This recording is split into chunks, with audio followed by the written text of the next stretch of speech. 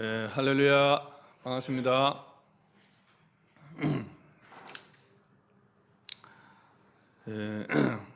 코로나로 인해서 많은 지체들이 함께 하지 못한 것에 대해서 아쉽지만 또 이런 가운데에서도 우리의 마음이 하나님을 예배하는 마음이 식어서는 안 됩니다. 이런 것 때문에 또 그냥 아침에 일찍이 또 준비해서 나와서 하나님 앞에 예배드리는 그러한 수고로움에 대해서 부담스러워하고 또 그냥 집에서 예배드리는 것이 익숙해지면은 또 곤란하겠죠. 그렇지만 어쨌든 나오지 못하는 상황이 있을 경우에라도 늘 하나님 앞에 정말 정성을 다해서 믿음으로 예배드리고자 하는 그런 마음은 여러분 잃지 마시고 또 인터넷으로 들어와서도 뜨거운 마음으로 그렇게 예배할 수 있도록 집중해 주시기를 바랍니다. 오늘은 디모데전서를 읽겠습니다. 디모데전서 먼저 1장을 한번 읽어보도록 하겠습니다. 디모데전서 1장. 디모데전서는 지도자 지침서입니다. 지도자 지침서. 목회자들과 또 1차적으로는 목회자인 디모데에게 주신 말씀이지만 우리 그리스도인은 사회의 지도자입니다. 그래서 사회에 대한 책임이 우리 그리스도인들에게 있습니다. 교회에 있습니다. 그래서 우리 그리스도인 모두에게 주시는 말씀으로 받아도 됩니다. 이 시간 그래서 디모데전서 1장을 인사와 또 바울의 권면이 있습니다. 한번 읽어보도록 하겠습니다. 시작.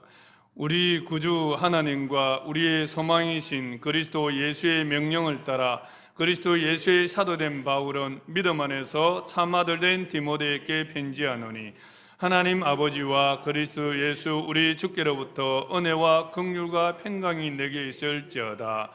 내가 마게도냐로 갈 때에 너를 권하여 에베소에 머물러 한 것은 어떤 사람들을 명하여 다른 교훈을 가르치지 말며 신하와 끝없는 족보에 몰두하지 말게 하려 함이라. 이런 것은 믿음 안에 있는 하나님의 경륜의 이름보다 도리어 변론을 내는 것이라. 이 교훈의 목적은 청결한 마음과 선한 양심과 거짓이 없는 믿음에서 나는 사랑이거늘 사람들이 이에서 벗어나 헛된 말에 빠져 율법의 선생이 되려 하나 자기가 말하는 것이나 자기가 확정하는 것도 깨닫지 못하는도다. 그러나 율법은 사람이 그것을 적법하게만 쓰면 선한 것임을 우리는 안노라.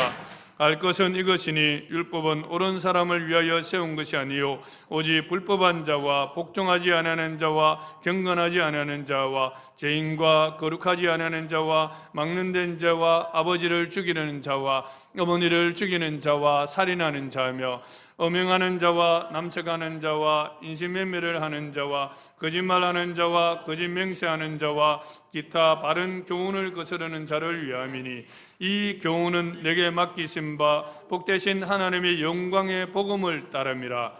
나를 능하게 하신 그리스도 예수 우리 주께 내가 감사함은 나를 충성되이 여겨 내게 직분을 맡기심이니 내가 전에는 비방자요 박해자요 폭행자였으나 도리어 긍휼을 입은 것은 내가 믿지 않을 때에 알지 못하고 행하였습니다. 우리 주의 은혜가 그리스도 예수 안에 있는 믿음과 사랑과 함께 넘치도록 풍성하였도다. 믿보다 모든 사람이 받을 만한 이 말이요 그리스도 예수께서 죄인을 구원하시려고 세상에 임하셨다 하였도다.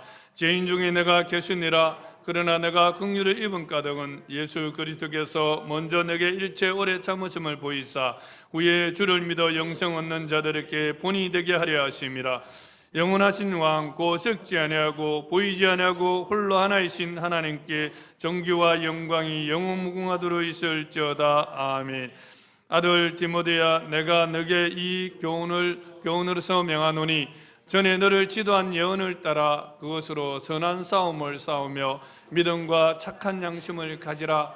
어떤 이들은 이 양심을 버렸고 그 믿음에 관하여는 파선하였느니라. 그 가운데 후메네오와 알렉산더가 있으니 내가 사탄에게 내준 것은 그들로 훈계를 받아 신성을 모독하지 못하게 하려 함이라. 아멘. 디모데전서는 사도 바울이 에베소에 체류 중인 디모데에게 보낸 목회 서신서입니다. 바울이 로마 감옥에서 대략 60년에서 63년 사이, 그 사이 로마 감옥에 투옥이 되어 있었는데 한 63년경에 아마 석방이 된 것 같습니다. 그래서 63년에서 한 66년 사이 또 그 마지막 가기로 계획했던 더 로마보다 더 서쪽인 세계 끝인 스페인을 포함한 그 서쪽 지역을 선교 여행을 간 걸로 그렇게 전승이 남아 있습니다. 그런데 이 기간 중에 스페인까지 복음을 전했을 뿐만 아니라 다시 소아시아 지역으로 돌아왔습니다. 그 소아시아 지역으로 돌아와서 디도는 그레데에게 남겨두고 디모데는 에베소에 남겨두고서 바울은 또 다시 마게도냐 지역의 처성인 빌립보 교회에 했지, 그죠? 이제 마게도냐로 바울이 떠났습니다. 마게도냐로 이제 떠났기 때문에 에베소 교회에 남아 있는 이 디모데에게 목회에 대한 권면이 필요했던 것입니다. 그래서 아마 이 시기가 아마 AD 64년에서 66년 사이가 될 것 같은데 그 마게도냐 빌립보 지방에 체류하면서 디모데에게 이 편지를 기록한 것으로 추정이 됩니다. 그래서 디모데전서의 그러한 주제는 에베소에 체류 중인 젊은 목회자잖아요. 아직까지 단독 목회에 대한 경험이 부족한 그런 디모데에게 목회에 대한 교훈 또 지침들을 권면해 주기 위해서 기록한 목회 지침서입니다. 그래서 디모데전서 3장 14절 15절에 보면 잘 나오고 있어요. 거기에 보면 제가 한번 읽어드리겠습니다. 여러분 그냥 한번 보세요. 3장 14절 15절 한번 제가 읽겠습니다. 내가 속히 내게 가기를 바라나 이것을 내게 쓰는 것은 편지를 기록한 목적에 대해서 잘 나오고 있습니다. 만일 내가 지체하면 너로 하여금 하나님의 집에서 어떻게 행하여야 할지를 알게 하려 함이니, 하나님의 집 교회를 말하는 것이죠, 그죠? 교회에서 어떻게 목회를 해야 할지에 대해서 알게 하려 합니다. 그렇게 말씀하고 있습니다. 그래서 여기서 말하면 하나님의 이 집은 살아계신 하나님의 교회요 진리의 기둥과 터니라. 이 참 중요한 말씀이잖아요, 그죠? 하나님의 집, 이 집은 살아계신 하나님의 교회다. 그리고 이 교회는 진리의 기둥과 터니라. 교회는 정말 어떤 사랑을 우리가 예수님에 대해서 사랑이라 말씀을 하시지만 사랑은 진리가 기초가 되고 있다는 거죠. 진리의 기둥, 사랑을 받쳐주는 것도 진리요, 사랑을 밑에서 떠받쳐주는 것도 기초가 되는 것도 바로 진리요, 지탱해 주는 것도 진리라는 것입니다. 그래서 항상 제일 중요한 것이 진리입니다.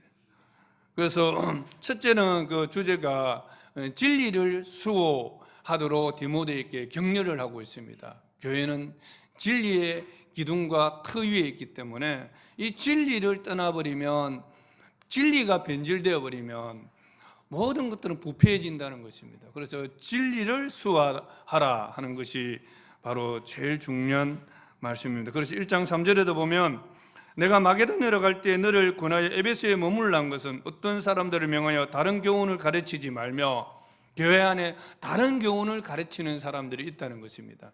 그래서 그것을 다른 교훈을 가르치지 말도록 하고 신하와 끝없는 족보에 몰두하지 말게 하려 함이라 이렇게 말씀하고 있죠, 그죠? 신하와 족보 이런 것들을 가리키는 사람들이 교회 안에 있었다는 것을 말하고 있습니다. 둘째는 이 디모데 전서의 주제가 진리를 수호하도록 격려하게 하기 위한 것이고, 둘째는 목회의 그 적용 원리와 지침들을 제시해 주는 것입니다. 그래서 디모데는 아직 어린 목회자이기 때문에 목회 현장에 다양한 계층의 성도들이 있습니다. 그들을 향해서 어떻게 대해야 하고 가르쳐야 되는지 그것을 제시해 주고 있습니다. 세 번째로는 목회자가 가져야 될 가치관들, 목회자는 어떤 가치관을 가지고 또 어떠한 자세로 또 살아가야 되는지에 대해서 목회자 자체에 대해서도 교훈을 하고 있습니다.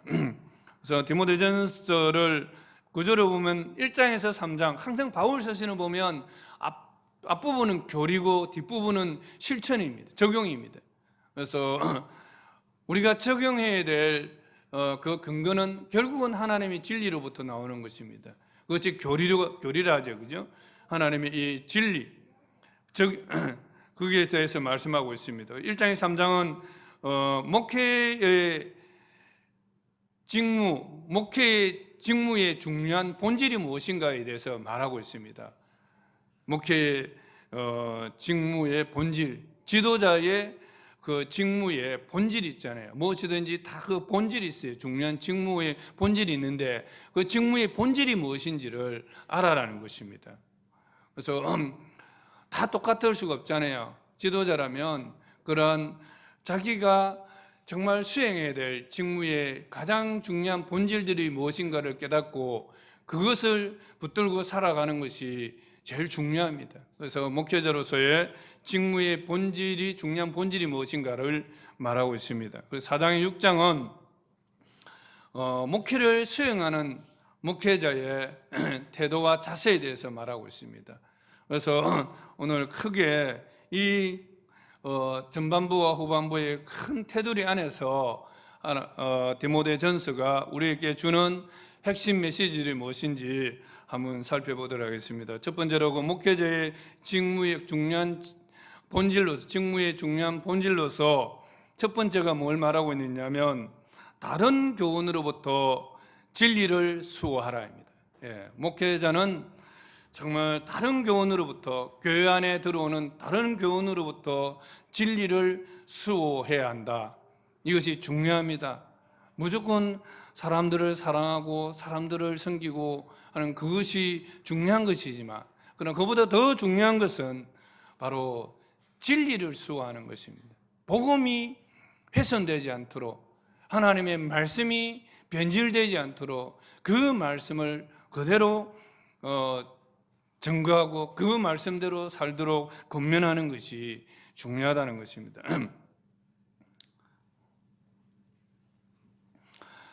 그런데 교회 안에 어떤 일이 있습니까? 거짓 선생들이 들어왔습니다. 에베소 교회에 거짓 선생들이 들어왔는데 거짓 선생들의 특징은 다른 교훈을 가르친다는 것입니다. 다른 교훈이라는 것은 이 진리가 아니라는 것입니다. 변질된 가르침을 말하는 것입니다.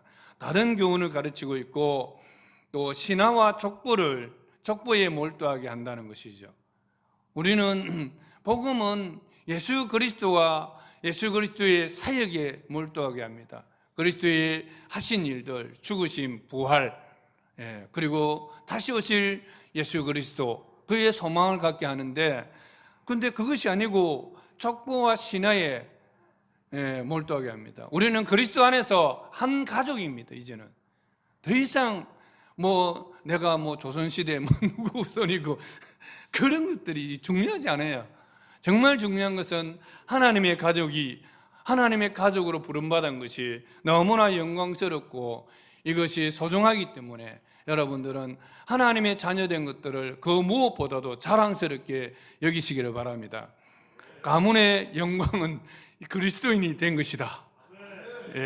그것을 자랑스럽게 여기시기 바랍니다.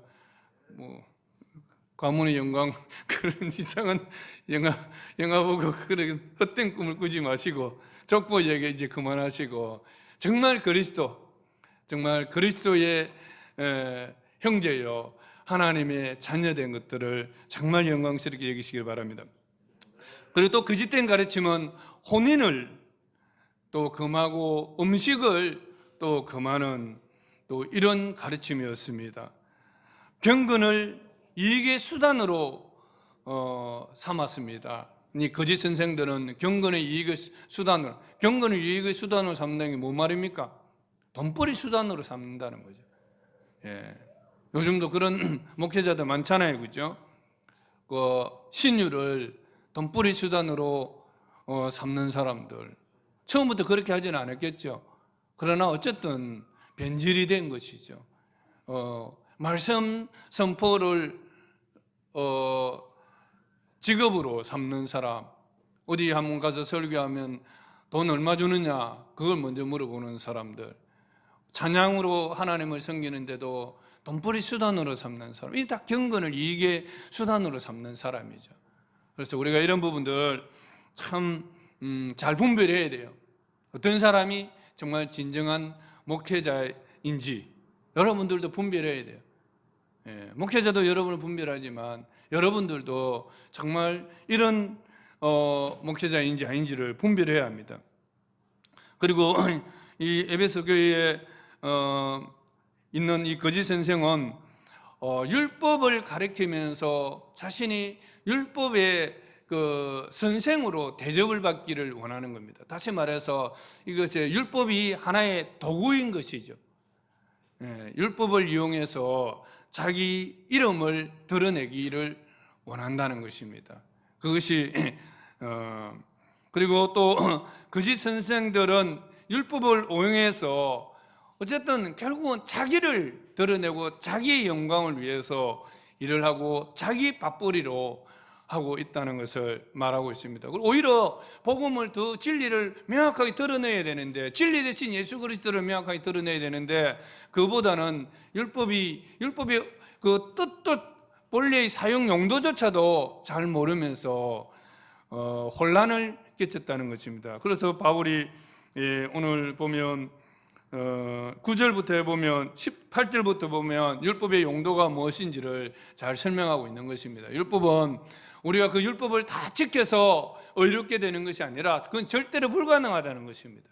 율법의 기능이라는 것은 내가 죄를 지었을 때 그것이 죄라는 것을 깨닫게 해주고 양심을 자극을 해서 다시 하나님께로 돌아오게끔, 내 힘으로는 살 수 없고 오직 예수 그리스도의 십자가의 그 보혈의 능력으로 내 죄를 씻고 내가 새롭게 되어져 새 사람으로 살아갈 수 있다는 것을 깨닫게 하는 것이 목적이 있다는 것입니다. 그런데 그 율법을 가지고 돈벌이 수단을 율법을 잘못 해석해서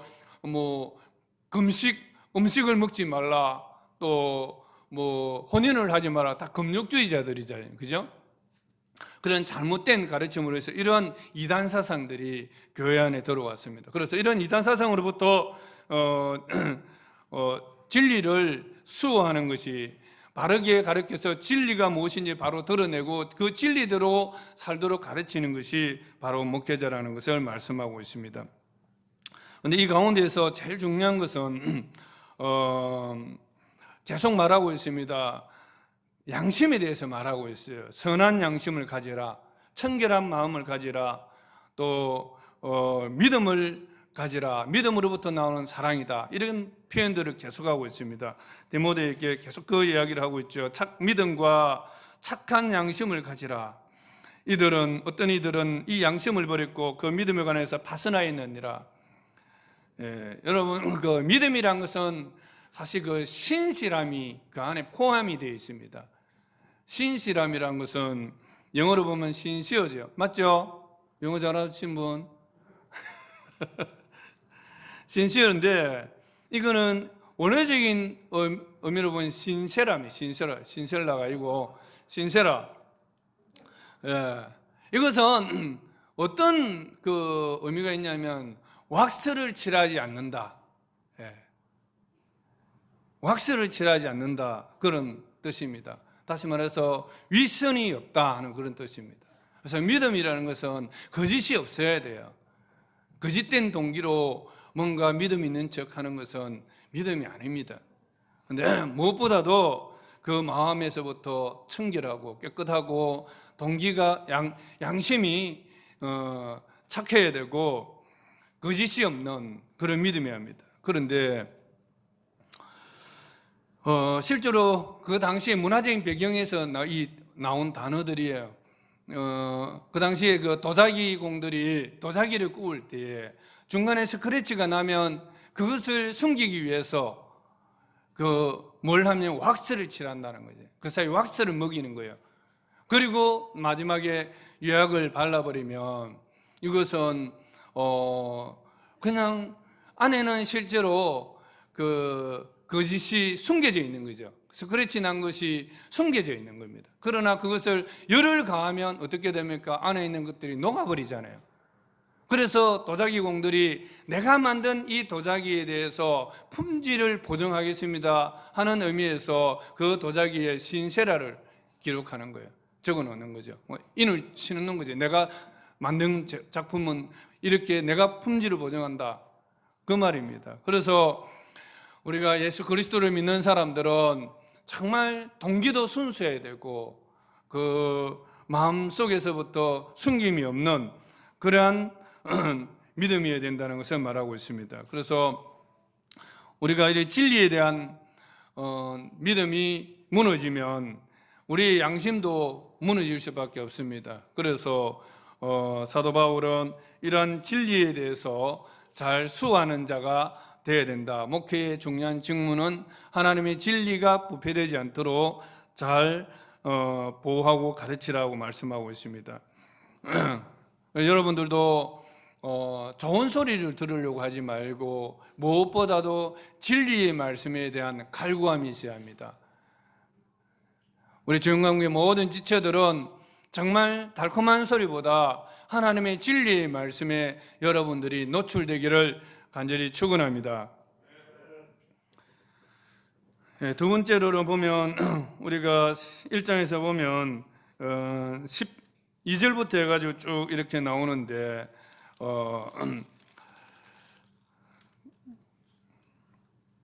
바울은 자기 자랑을 하지 않습니다. 자신은 죄인 중에 괴수임을 고백하고 있습니다. 자신에게 능력을 주신 그리스도 예수께 감사를 드리고 있습니다.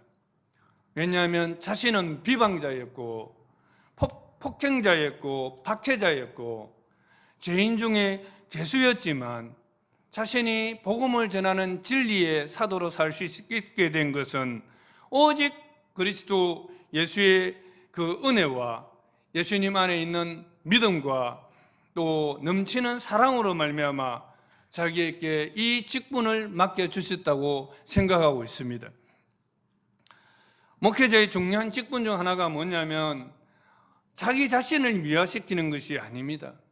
자기 자신을 미화시키고 자기가 모든 영광을 취하는 것이 아니라 나 같은 죄인도, 나 같은 죄인 중에 괴수 같은 나 같은 사람도 예수님의 은혜로 말미암아 하나님을 섬기는 복음의 사도로서 쓰임받는 이러한 영광을 얻었는데 하물며 당신들 같은 사람들이야 어찌 하나님께 쓰임받지 못하겠느냐, 그런 소망을 주는 것입니다.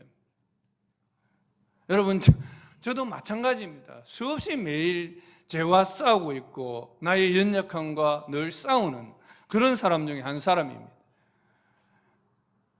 결론적으로 내가 승리한 것도 있지만 실패한 것들도 많이 있습니다.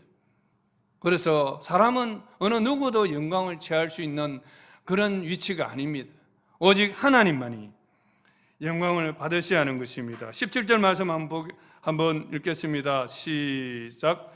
영원하신 왕 곧 썩지 아니하고 보이지 아니하고 홀로 하나이신 하나님께 존귀와 영광이 영원 무궁하도록 있을지어다. 아멘. 한 번 더 읽겠습니다. 시작. 영원하신 왕 곧 썩지 아니하고 보이지 아니하고 홀로 하나이신 하나님께 존귀와 영광이 영원 무궁하도록 있을지어다. 아멘. 예. 우리가 아무리 하나님 중심으로 살려고 해도 늘 무너지고 부족한 죄인임을 고백할 수밖에 없습니다. 그래서 정말 목회자들이 자기 고백이 자기 자랑만 하는 사람이라면 여러분들이 그 사람은 다시 한번 또 분별해 봐야 됩니다. 예.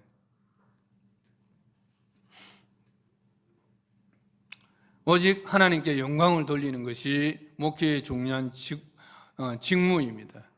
목회자들 뿐만 아니고 여러분도 마찬가지겠죠, 그죠? 여러분 삶 속에서 오직 하나님께 존귀와 영광을 돌리는 것이 우리의 성도의 중요한 본분이라는 사실을 기억하시기를 바랍니다. 그리고 또 우리가 실패한 것들에 대해서 너무 부끄러워하지 말고 그러한 실패한 우리의 삶들조차도 하나님의 영광을 드러내는, 하나님의 은혜를 드러내는 그러한 통로가 될 수 있습니다. 그래서 그럴 때마다 또 다시 우리가 처져 있거나 위축되는 것이 아니라 믿음의 선한 싸움을 위해서 다시 진리로 돌아가서 믿음으로 우리 영혼을 또 격려해서 소망 가운데 살아갈 수 있도록 우리 힘쓰는 우리가 되기를 바랍니다. 2장으로도 넘어가겠습니다. 2장은 중보 기도와 또 예배자들의 그런 자세들, 태도들, 예배드리러 나오는 남녀들의 태도들에 대해서 말씀하고 있습니다. 그래서 예배 가운데 또 중보기도, 그것에 대해서도 말씀하고 있습니다. 한번 같이 또 읽어보도록 하겠습니다. 시작. 그러므로 내가 첫째로 권하노니 모든 사람을 위하여 간구와 기도와 도구와 감사를 하되 임금들과 높은 지위에 있는 모든 사람을 위하여 하라. 이는 우리가 모든 경건과 단정함으로 고요하고 평안한 생활을 하려 함이라. 이것이 우리 구주 하나님 앞에 선하시고 받으실 만한 것이니 하나님은 모든 사람이 구원을 받으며 진리를 아는 데 이르기를 원하시느니라. 하나님은 한 분이시요 또 하나님과 사람 사이에 중보자도 한 분이시니 곧 사람이신 그리스도 예수라. 그가 모든 사람을 위하여 자기를 대속물로 주셨으니 기약이 이르러 주신 증거이니라. 이를 위하여 내가 전파하는 자와 사도로 세움을 입은 것은 참말이요 거짓말이 아니니 믿음과 진리 안에서 내가 이방인의 서성이 되었노라. 그러므로 각처의 남자들이 분노와 다툼이 없이 거룩한 손을 들어 기도하기를 원하노라. 또 이와 같이 여자들도 단정하게 옷을 입으며 소박함과 정절로서 자기를 단장하고 따은 머리와 금이나 진주나 값진 옷으로 하지 말고 오직 선행으로 하기를 원하노라. 이것이 하나님을 경외한다는 자들에게 마땅한 것이니라. 여자는 일체 순종함으로 조용히 배우라. 여자가 가르치는 것과 남자를 주관하는 것을 허락하지 아니하노니 오직 조용할지니라. 이는 아담이 먼저 지음을 받고 화가 그 후며 아담이 속은 것이 아니고 여자가 속아 죄에 빠졌습니다. 그러나 여자들이 만일 정숙함으로써 믿음과 사랑과 거룩함에 거하면 그의 해산함으로 구원을 얻으리라. 이 장에서 말씀하고 있는 목회의 중요한 직무는 중보 기도하는 것입니다.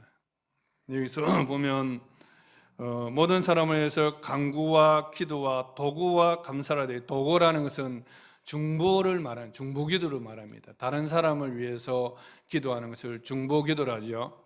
앞을 보세요. 다른 사람을 위해서 기도하는 것을 중보기도라 합니다. 그런데 오늘 바울은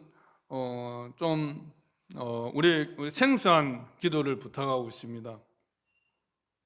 교회 안에 있는 사람들을 위해서 기도하라는 것이 아니고 교회 밖에 있는 사람들을 위해서 기도하라고 말하고 있습니다. 또 그 중에서도 바로 국가의 지도자들, 임금과 이렇게 나오잖아요, 그죠? 높은 지위에 있는 사람들, 위정자들, 정치 지도자들을 말하겠죠. 국회와 또 행정부에 있는 그런 사람들을 위해서 기도하라는 것입니다. 왜 기도해야 합니까? 기도해야 될 이유는 하나님은 모든 사람이 구원을 받으며 진리를 아는 데 이르기를 원한다는 것입니다. 하나님의 마음은 교회 안에 있는 우리에게만 관심이 있는 것이 아니라 교회 밖에 있는 아직까지 구원을 받지 못하고 지옥을 향해서 달려가는 저 사람들, 결국은 어떤 사람들입니까? 진리를 알지 못하기 때문에 그런 것이잖아요. 그래서 그 사람들이 진리를 알고 결국은 구원을 받아서 하나님이 이 복된 대열안에 포함될 수 있도록 그 사람들을 위해서 기도하라는 것입니다. 그리고 실제적으로 또한 기도해야 될 이유는 이 사람들은 하루에도 그들이 결정하는 결제들이 수천 가지입니다. 정부 기관들 또 국회에서 수많은 그런 입법들이 이루어지고 결정들이 수행됩니다. 그들이 한번 이 결정된 결정들이 얼마나 우리 생활과 직접적으로 영향을 미칩니까? 그죠? 그래서 우리가 동성애 법안이라든지 이런 것들을 위해서 기도도 하고 또 적극적으로 그 법안에 대해서 독서들을 설명하고 하는 것도 그 이유입니다. 그래서 정말 가장 그래서 중요한 것은 이런 우리가 그 사람들이 바른 정책을 내릴 수 있도록 하려면 하나님이 진리를 알아야 됩니다. 그 사람이 진리를 아는데 이르러야 하나님의 구원의 자녀를 받은 자녀로서 진리가 무엇인지를 알고 이 진리가 우리의 삶을 부패시키지 않고 바르게 인도한다는 것을 가르쳐야, 그렇게 되어야만이 우리도 그 사람들이 바른 정책과 결정을 속에서 이루어진 것들을 통해서 우리의 삶이 단정하고 안정되고 평안하게 하려 함이라 이렇게 말씀하고 있지 않습니까? 우리의 삶도 그렇게 평안한 삶을 살 수 있습니다. 그래서 우리 대한민국이 이렇게 그나마 이렇게 지금 이만한 삶을 살 수 있게 된 것들도 기독교적인 이러한 진리들이 초창기부터 잘 받아들여서 일제시대 때부터 정말 지도자들이 하나님의 이 말씀을 바로 알고 기독교적인 가치관으로 살려고 많이 힘썼기 때문에 하나님이 우리에게 이런 복을 주신 것 같아요. 그래서 기독교 진리를 믿고 사는 나라들이 한번 보십시오. 전 세계적으로 봐도 그런 사람들이 바르게 사는 나라들이 많습니다. 그래서 우리가 지도자들이 하나님께 돌아오도록 기도하는 것은 성경적입니다. 지도자들을 위해서 기도하는 것은 여러분 성경적인 하나님의 명령입니다. 매일 아침마다 여러분들이 나라를 위해서 기도하고 특히 정치 지도자들이 정말 진리를 아는 데 이르도록 기도해서 그들이 구원받은 하나님의 자녀들로서 자신의 이익의 목적이 아니라 정말 국민들을 위해서 하나님의 영광을 위해서 그렇게 일을 하는 사람들이 되도록 기도하시기를 바랍니다. 이거는 매일 기도해야 될 기도 제목입니다. 여러분 관계없는 거 아닙니다. 우리는 그리스도인은 교회 안에 있지만 세상 밖을 향해서 동일하게 또한 그 삶을 살아가야 되고 그 사람들에게 우리가 향해 있습니다.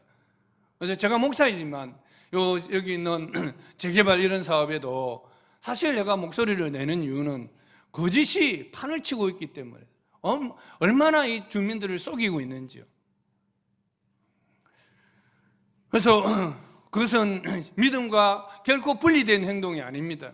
그래서 우리는 하나님의 진리가 우리의 삶에 직접적으로 영향을 미칠 수 있도록 우리 주위의 사람들이 구원을 받을 수 있도록 그렇게 기도해 주시기를 바랍니다. 그리고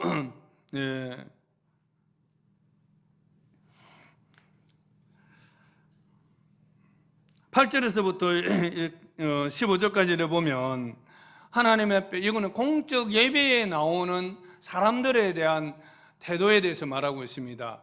그래서 공적 예배에 나오는 사람들이 특히나 이 여자들이 좀 문제를 일으킨 것 같아요.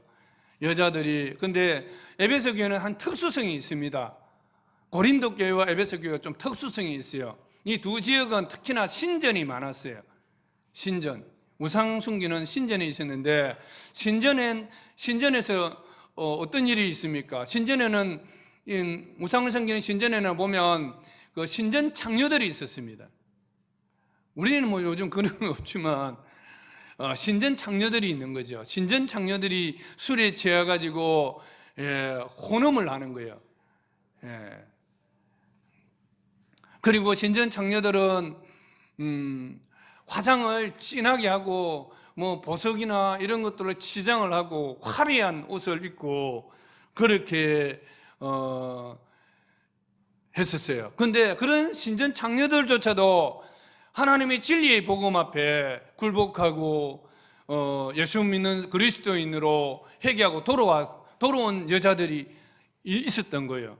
그런 여자들이 교회 안에 들어와서 이제 예배 드리러 오는데 옷차림이 그대로 애가 오고 이러니까 여전히 세속적인 그런 옷을 입고 그러한 단장을 하고 오니까 거기에 대해서 이제 바울이 권면을 하고 있는 것입니다. 그래서 어떻게 하라고요? 단정하게 옷을 입으며 화려하고 사치스러운 것이 아니라 소박하고 정절로서, 정절이 있는 사람의 옷차림은 다르잖아요, 그죠? 그런데 음란한 그런 성적인 유혹을 자극하는 옷차림이 아니라 정절한 그런 옷차림으로서 자기를 단장하라, 그렇게 말하고 있습니다. 그리고 따은 머리, 또 금이나 진주나 값진 옷으로 하지 말고 사치스러운 옷으로 하지 말라는 거죠.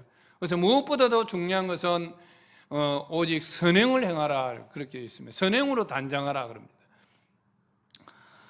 이것이 바로 하나님을 경외한다는 사람들의 마땅한 것이니라. 그리고 여자는 일체 순종함으로 조용히 배우라. 옛날이나 지금은 말이 우리가 여자들이 자유하지만 우리나라 초기만 해도 여자들이 얼마나 억압을 당했습니까? 밥도 같이 못 먹을 정도로, 그리고 뭐 남자가 처벌들이도 일체 거기에 대해 반론을 못하고 하는 그런 시대였잖아요. 그래서 자유가 없는 여자들이었는데 예수 그리스도를 믿으면 남자나 여자나 동등합니다.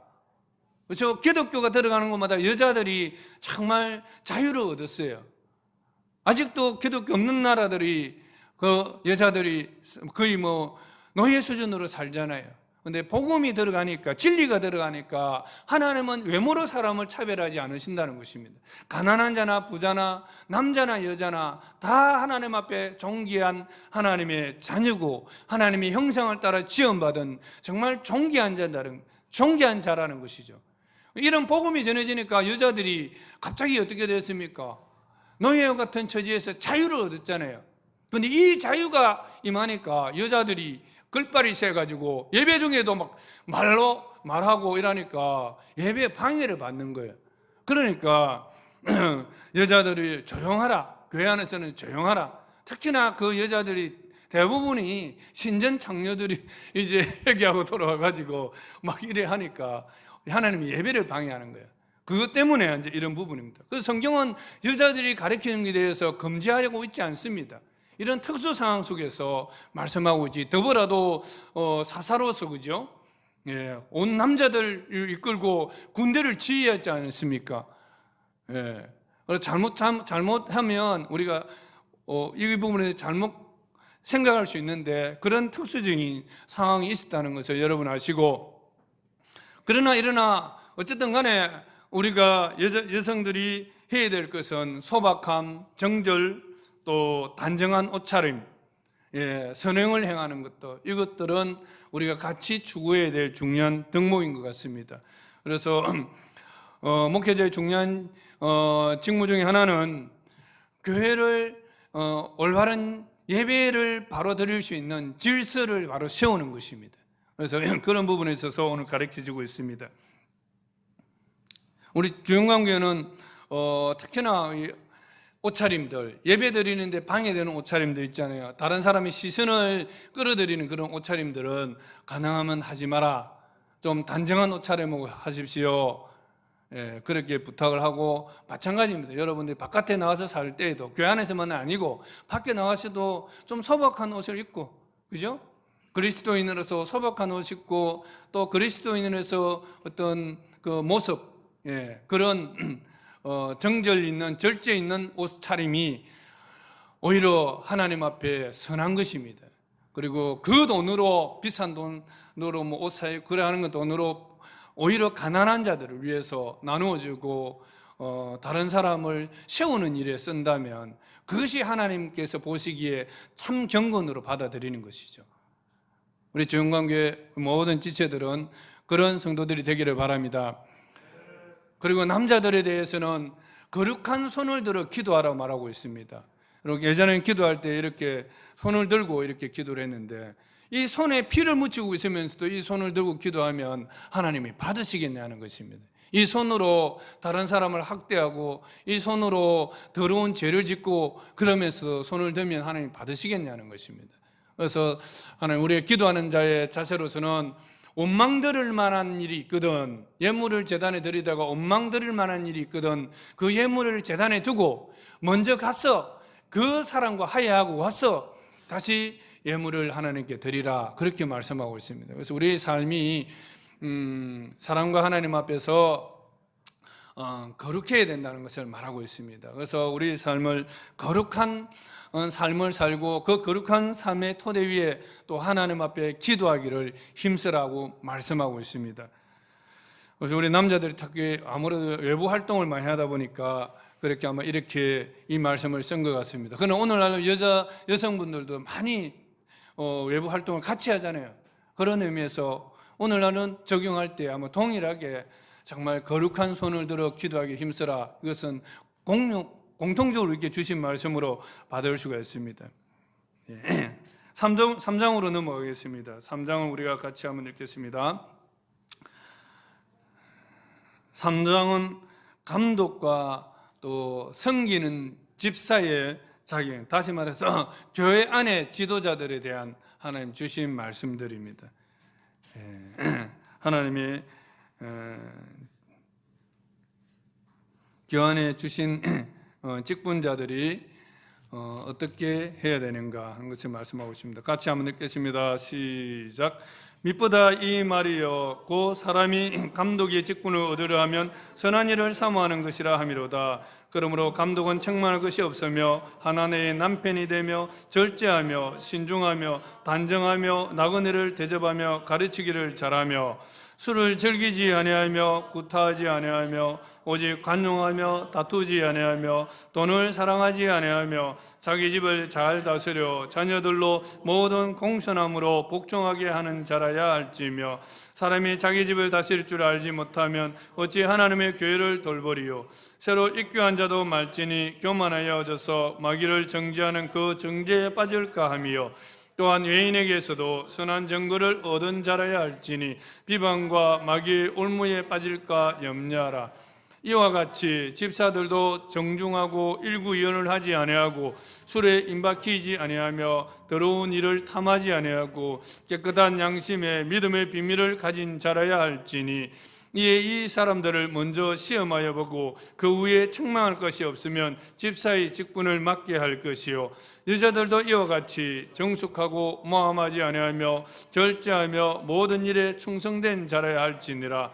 집사들은 한 아내의 남편이 되어 자녀와 자기 집을 잘 다스리는 자일지니 집사의 직분을 잘한 자들은 아름다운 지위와 그리스도 예수 안에 있는 믿음의 큰 담력을 얻느니라. 내가 속히 너게 가기를 바라나 이것을 내게 쓰는 것은 만일 내가 지체하면 너로 하여금 하나님의 집에서 어떻게 행하여야 할지를 알게 하려 함이니 이 집은 살아계신 하나님의 교회요 진리의 기둥과 터니라. 그도다 경건의 비밀이여 그렇지 않다 하는 이 없도다. 그는 육신으로 나타나신 바 되시고 영으로 이롭다 하심을 받으시고 천사들에게 보이시고 만국에서 전파되시고 세상에서 믿음 받으시고 영광 가운데서 올리시셨느니라. 아멘. 직분이라는 것은 타이틀이 아닙니다. 어떤 개인의 흔히 말하는 계급이 아니라는 것이죠. 그리스도인의 섬김은, 그리스도인의 이 직분은 섬김입니다. 그리스도인의 지도력은 섬김입니다. 세상은 자리잖아요. 자기 위치를 말하는 것이지만 다른 사람은 부릴 수 있는 그런 어떤 위치를 얻는 것을 말하지만, 그러나 예수님은 직분에 대한 정의를 섬기는 자가 되어야 하리라, 그렇게 말씀하셨습니다. 그래서 바울도 이 직분이야말로 정말 영광스럽다고 말하고 있는 것입니다. 그래서 14절에 보면 14절에서 16절까지가 그 배경이 이 3장 1절 이것을 말하기 전에 배경이 되는 거예요. mit보다 이 말이요, 이 얼마 감탄사잖아요, 그죠? 이렇게 직분에 대해서 말할 때 이런 감탄을 하는데 그 배경에는, 왜냐하면 하나님의 살아계신 하나님의 교회, 진리의 기둥과 트인 이 하나님의 교회에서 이것을 섬길 수 있다는 것은 경건의 비밀이라는 것이죠. 이 경건의 비밀의 핵심은 바로 예수 그리스도이신데, 육신으로는 사람으로 나타나셨고 또 영으로 죽음을 이기고 부활하심으로 어렵다 되신 분이시고, 천사들에게 보이시고 만국에서 전파되시고 세상에서 믿음 받으시고 영광 가운데서 올려지시느니라. 부활하셔서 재림하신, 성천하신 이 영광의 주님의 교회를 우리가 섬긴다는 것이 얼마나 놀라운 영광이냐는 것입니다. 그래서 이 직분들을 사모하는 것은 하나님 앞에 선한 것이라고 말하고 있습니다. 여러분들이 하나님의 교회에서 섬길 기회가 있는 것은 정말 여러분의 축복이심을 믿으시길 바랍니다. 그래서 사모하시길 바랍니다.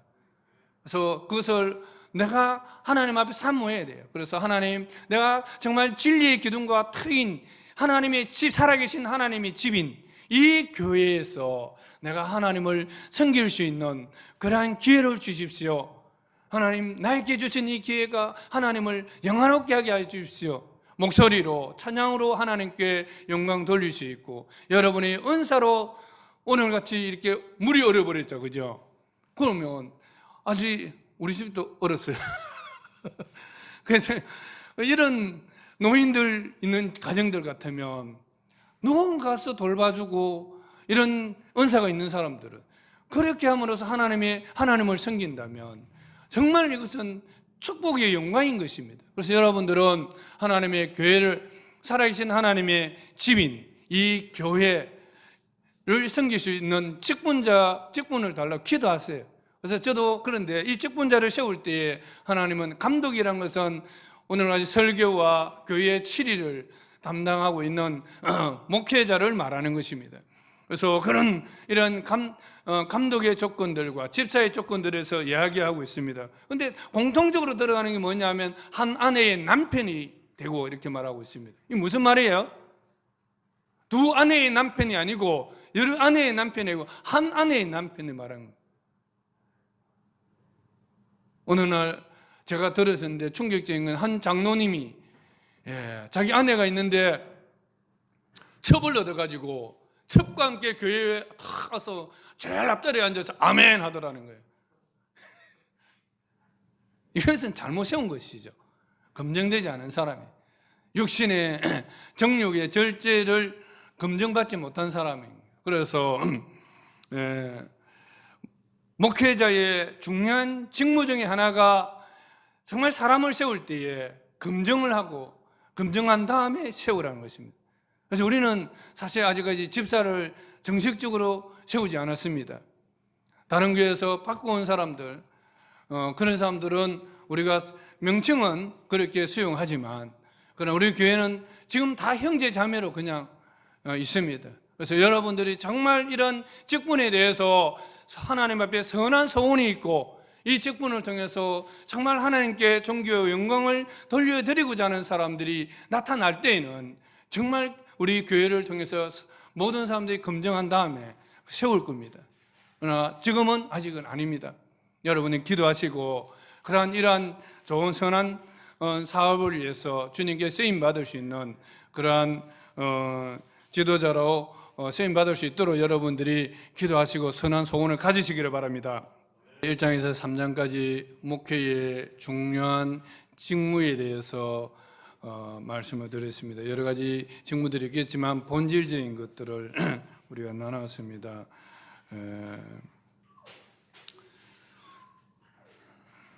이제는 목회를 수행하는 목회자의 태도, 동기, 자세, 여기에 대해서 4장부터 이렇게 나오고 있습니다. 목회자라면 어떤 태도를 견지해야 되는가, 어떤 가치관을 추구해야 되는가, 거기에 대해서 말하고 있습니다. 4장 한번 읽어보겠습니다. 시작. 그러나 성령이 밝히 말씀하시기를 후일에 어떤 사람들이 믿음에서 떠나 미혹하는 영과 귀신의 가르침을 따르리라 하셨으니 자기 양심이 화인을 맞아서 외식함으로 거짓말하는 자들이라.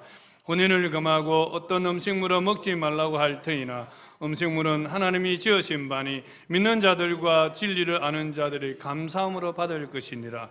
하나님께서 지으신 모든 것이 선함에 감사함으로 받으면 버릴 것이 없나니 하나님의 말씀과 기도로 거룩하여 짐이라. 내가 이것으로 형제를 깨우치면 그리스도 예수의 좋은 일꾼이 되어 믿음의 말씀과 내가 따르는 좋은 교훈으로 양육을 받으리라. 망령되고 허탄한 신화를 버리고 경건에 이르도록 너 자신을 연단하라. 육체의 연단은 약간의 유익이 있으나 경건은 범세에 유익하니 금생과 내생에 약속이 있느니라. 미쁘다 이 말이여 모든 사람들이 받을 만하도다. 이를 위하여 우리가 수고하고 힘쓰는 것은 우리의 소망을 살아계신 하나님께 두미니 곧 모든 사람 특히 믿는 자들의 구주시라. 너는 이것들을 명하고 가르치라. 누구든지 내 연수함을 없인여기지 못하게 하고 오직 말과 행실과 사랑과 믿음과 정절에 있어서 믿는 자에게 본이 되어 내가 이를 때까지 읽는 것과 권하는 것과 가르치는 것에 전념하라. 내 속에 있는 은사 곧 장로의 회에서 안수받을 때 예언을 통하여 받은 것을 가볍게 여기지 말며 이 모든 일에 전심전력하여 너의 성숙함을 모든 사람에게 나타나게 하라. 내가 내 자신과 가르침을 살펴 이 일을 계속하라. 이것을 행함으로 내 자신과 내게 듣는 자를 구원하리라. 목회자의 태도 자신은 정직해야 합니다. 속에 다른 동기를 가지고 있으면서 겉으로는 그것을 숨기고 선한 일을 하는 것처럼 해서는 안 된다는 것입니다. 그래서 정직해야 됩니다. 그래서 혼인을 금하는 거라든지 또 어떤 음식물을 금하고 하는 이런 것들은 그것이 결코 우리를 거룩하게 하지 못합니다. 오직 거룩하게 하는 것은 말씀과 기도로 우리를 거룩하게 한다는 것입니다. 이것을 알고 있으면서도 자기들의 이익의 방도를 삼기 위해서 어려운 율법을 끌고 와서 자기들 아래 굴복하게 만드는 거죠. 그러나 이것을 율법을 오용하고 있는 것입니다. 그것이 처음에 그렇게 하지 않았다 할지라도 결론적으로 그렇게 되었다면 목회자는 그것에 대해서 정직하게 자기의 오용에 대해서 인정을 해야 합니다. 잘못된 것을 용서를 구하고 진리를 바로 잡아야 되잖아요. 그죠? 예. 오직 거룩하게 되는 것은 혼인을 금하고 또 음식물을 또 금함으로써 금하는 것과 같은 이러한 그 염세주의자와 같고 또 금욕주의자와 같은 그런 삶을 통해서 우리가 거룩해지는 것이 아니라 하나님의 말씀이신 예수 그리스도의 십자가의 죽으심과 보혈, 그 부활의 그 능력과 또 우리의 기도 생활, 그 하나님 주님의 그 보혈의 능력을 의지해서 살아가고 그 말씀을 의지해서 살아가는 우리의 기도 생활을 통해서 실제로 거룩한 삶을 살아갈 수 있는 힘을 얻는다는 것을 가르쳐 줘야 되는데 그런 것들을 숨겨놓고 있습니다. 그래서 우리 그리스도인은 우리의 삶에 실수가 드러났을 때에는 언제든지 그것을 인정하고 또 솔직하게 용서를 구하는 그런 자세가 필요할 것입니다. 그리고 지도자는 어떻게 해야 됩니까? 경건에 이르도록 훈련하여야 합니다. 항상 자신의 경건 생활에 있어서 훈련이 있어야 됩니다. 근데 우리가 경건한 삶은 그냥 되는 것이 아닙니다. 어떤 사람은 성령 받으면 다 그냥 한순간에 경건해지더라 그렇게 말합니다. 성령 받았다고 방언하는 사람들이 정말 예배 드리고 나가면서 이상한 데 들어가는 사람들도 많이 봤습니다. 절대 그렇지 않습니다. 경건은 훈련해야 합니다. 연단을 하라 하잖아요. 수없는 그런 음란의 유혹과 세상의 유혹이 올 때 그때마다 그것들을 물리치고 또 진리를 향해서 달려가고 진리에 붙들려서 모든 유혹들을 떨쳐내는 그런 훈련들이 되어져야 그런 영적인 권력이 생깁니다. 그래서 경건은 비밀입니다. 이러한 믿음의 비밀로서 진리와 함께 살아가는 훈련들이 되어져야 되는 것입니다. 그렇지 않으면은 4장 7절에 보면 망령되어 허탄한 신화를 버리고 또 경건에 이르도 내 자신을 연단하라. 육체의 연단은 약간의 유익이 있으나 경건은 범사에 유익하니 금성과 내성에 약속이 있느니라. 그래서 우리가 경건한 삶은 우리를 지켜줍니다. 결국 우리를 지켜줘요. 우리를 보호해 줍니다. 그래서 이 경건은 비밀이라고 말하고 있습니다. 이 경건은 목회자만이 아니라 우리 모든 지체들에게 동일하게 훈련해야 할 요소인 덕목입니다. 하나님과의 기도 시간을 위해서 시간을 구별해야 합니다. 아침마다 급한 일이 나에게 형포를 부리지 못하도록 여러분들은 시간을 하나님 앞에 구별해 드리는 경건의 훈련을 해야 합니다. 그리고 장소를 구별하십시오.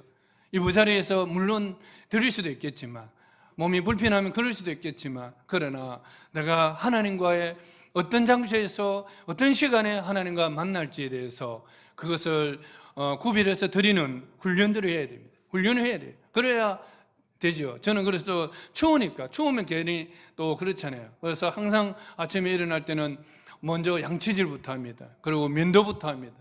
세수를 하고, 그리고 물 한 모금 마시고 책상 앞에 앉아서 추우니까 또 미리 움츠러들기 전에 옷을 위에 하나 걸쳐 입습니다. 그리고 아침에 여러분에게 보내는 말씀을 보내고 또 성경 읽기 설교 준비를 합니다.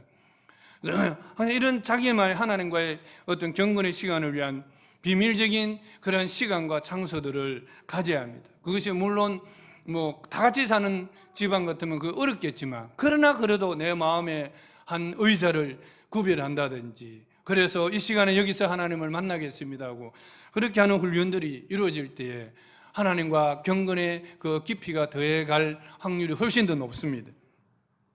경건은 저절로 되는 것이 아니라는 것을 말씀드리는 것입니다. 그리고 오늘 뭐라 말하고 있습니까? 내가 갈 때까지 말씀을 읽는 것과 권하는 것과 가르치는 것에 전념하라.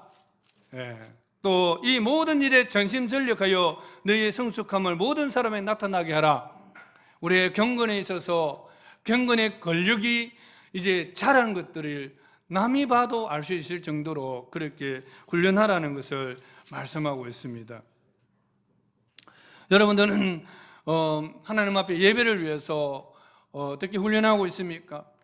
정말 저는 신앙생활 할 때부터 주일에 대해서 정말 하나님 앞에 이것은 하나님 주신 안식의 날이다, 복된 날이다, 이 날은 다른 양보하지 않겠다 해서 사실 군생활 속에서도 비상이 걸렸을 때에도 내가 예배는 드리게 해달라고 기도를 했고, 그렇게 예배는 빠지지 않았었습니다.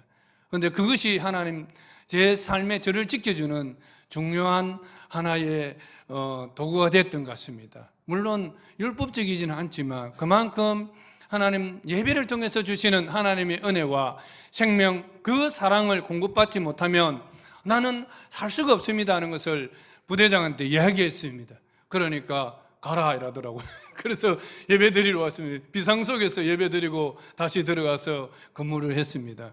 그래서 하나님이 주신 이러한 경건의 삶에 여러분 양보하지 마시고 정말 여러분이 소원하고 기도하고 그렇게 하면 하나님께서 또 그렇게 여러분이 훈련하는 대로 여러분의 삶의 영적인 권력들을 키워주실 줄로 믿습니다.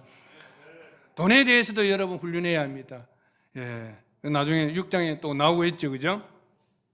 그 다음에 5장입니다. 5장. 이제 5장, 6장은 또 구체적으로 성도들을 대하는 태도들에 대해서 나오고 있습니다. 늙은이를 어떻게, 교회 안에 늙은 남자분들을 어떻게 어른들을 대해야 되고, 또 늙은 여자분들을 어떻게 대해야 되고, 또 젊은 여자들, 특히 젊은 여자는 대해서는 어떻게 대해야 되는지 말하고 있습니다. 아무래도 뭐 젊으니까 이 눈이 팍 돌아가잖아요, 이 남자들이.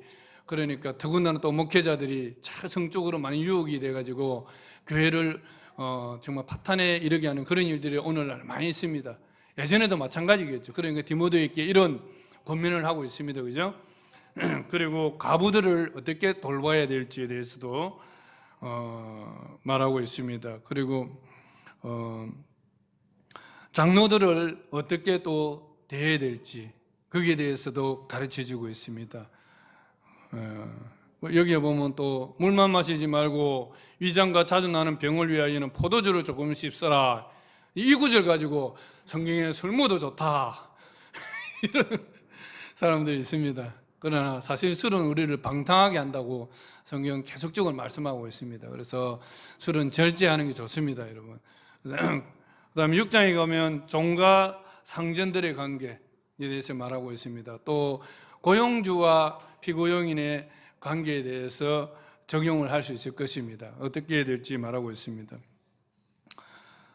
그러면서 이제 3절부터 6장 3절부터 끝절까지 보면 목회자의 또 중요한 태도 중에 하나가 목회자뿐만 지도자고 여러분들도 마찬가지입니다. 우리 그리스도인의 중요한 태도 중에 하나가 뭐여야 하냐면 부해지려고 하지 말라는 것입니다. 돈을 사랑하지 말라는 것입니다. 이것이 일만하게 뿌리다. 거기서 사람들이 미혹이 되어서 결국은 믿음에서 파선하고 지옥의 그 나락으로 떨어진다는 것을 말씀하고 있습니다. 그래서 또 그런 돈에 대해서는 태도가 먹을 것과 입을 것이 있은저 족한 줄로 알라. 이것이 바울 사도가 젊은 목회자에게 준 말씀입니다. 근데 오늘 우리가 목회자들도 교회 청빙을 받을 때 대부분이 뭐 조건들을 많이 이야기합니다. 월급 얼마 주고 사택이 있습니까?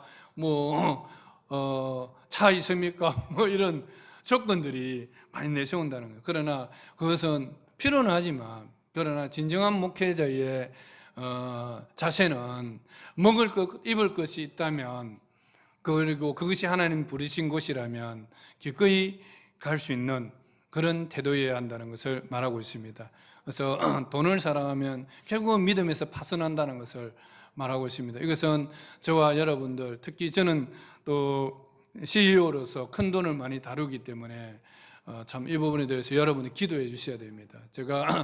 저는 가능하면 수익을 또 내서 선한 사업을 위해서 계속 비축을 하고 있지만 그러나 내 마음이 또 한순간에 만약 이 부분에서 잘못 어긋난다면 진리를 떠나버린다면 큰 이게 이익이 아니라 독이 될 수 있다는 것입니다. 그래서 여러분들께 항상 기도해 주시고 끝까지 주님 앞에 주신 이 재물들을 통해서 하나님의 선한 사업이 이루어지도록 기도해 주시기 바랍니다. 그래서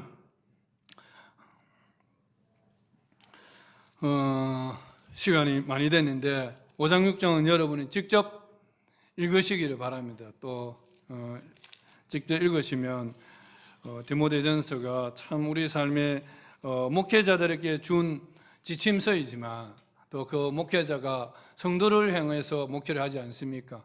그러니까 동일하게 우리 그리스도인은 또 세상 속에서 세상을 향한 또 지도자입니다.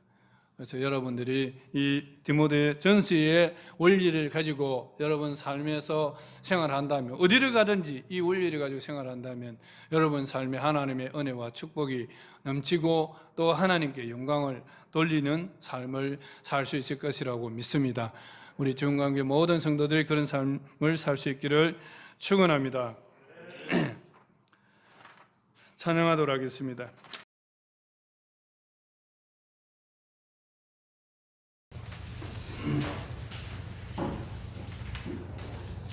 이제는 우리의 중보자가 되어주신 예수 그리스도의 은혜와 아버지 하나님의 지극하신 사랑과 성령의 교통하심이 오늘도 진리를 수호하고 그 진리를 따라 신실한 믿음으로 살아가기 원하는 우리 주영광의 모든 지체들과 그 가정들이 지금부터 영원토록 함께 하시기를 간절히 축원합니다.